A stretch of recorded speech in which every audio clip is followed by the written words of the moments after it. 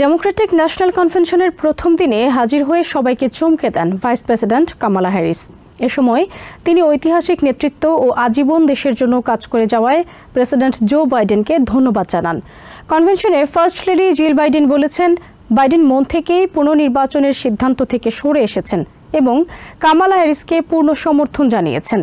সাবেক state secretary Hillary Clinton বলেন, Harris স্বাধীনতায় বিশ্বাসী, তাই আগামীতে তাকেই প্রেসিডেন্ট হিসেবে নির্বাচিত করতে হবে। মধ্যবিত্ত শ্রেণী থেকে উঠে আসায় হ্যারিস এই শ্রেণীর সমস্যা উপলব্ধি করে তার সমাধানে কাজ করতে পারবেন বলে আশা করেন নিউ ইয়র্কের কংগ্রেসম্যান আলেকজান্দ্রিয়া ওকাসিও-কর্টেজ। ইলিনয় শিকাগোতে শুরু হয়েছে 4 দিনব্যাপী ডেমোক্রেটিক ন্যাশনাল কনভেনশন। এই কনভেনশন থেকেই প্রেসিডেন্ট ও ভাইস প্রেসিডেন্ট প্রার্থী হিসেবে কামালা হ্যারিস ও টিম ওয়ালজকে আনুষ্ঠানিকভাবে মনোনীত ঘোষণা করা হবে। প্রথম দিন সোমবার সন্ধ্যায় কনভেনশন শুরুর পর সেখানে উপস্থিত হয়ে সবাইকে চমকে দেন ভাইস প্রেসিডেন্ট কামালা হ্যারিস। করতালি আর উল্লাসধ্বনির মধ্য দিয়ে স্বাগত জানানো হয় তাকে।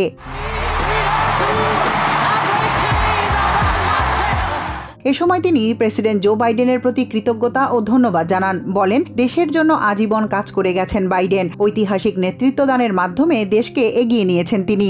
Thank you for your historic leadership, for your lifetime of service to our nation. দেশকে সামনে এগিয়ে নিতে ঐক্যবদ্ধভাবে কাজ করা জরুরি উল্লেখ করে হ্যারিস বলেন, একসাথে লড়াই করলে অবশ্যই তারা জয়ী হবেন। And let us always remember, when we fight, we win.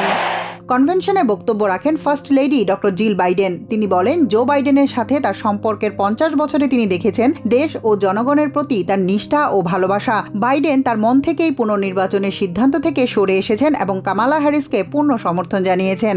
When I saw him dig deep into his soul, সাবেক স্টেট সেক্রেটারি হিলারি ক্লিন্টন বলেন, হ্যারিস এমন একজন মানুষ যিনি এদেশের প্রতিটি শিশু ও তাদের পরিবারের ব্যাপারে যত্নবান। শুধু তাই নয়, হ্যারিস এদেশের মানুষের স্বাধীনতায় বিশ্বাসী, তাই আগামী নির্বাচনে তাকেই প্রেসিডেন্ট হিসেবে নির্বাচিত করতে হবে। To speak our minds freely and honestly.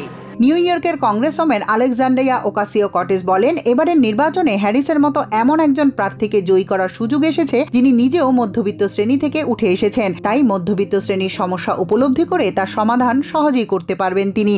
Who is for the middle class because she is from the middle class. Ocasio বলেন, হ্যারিস সবসময় কর্মজীবী মানুষের পাশে আছেন, যারা বাড়ি ভাড়া, সন্তানের দেখভাল ও দ্রব্যমূল্যের ঊর্ধ্বগতি নিয়ে রীতিমতো হিমশিম খাচ্ছেন। শুধু তাই নয়, দেশের হাজারো প্রবীণ নাগরিক ও অভিবাসী পরিবারগুলোরও পাশে আছেন তিনি, আর আগামীতেও তাদের পাশে থাকবেন। আর এজন্য ট্রাম্পকে পরাজিত করা জরুরি। Are working parents trying to afford rent and childcare? Kamala is for you.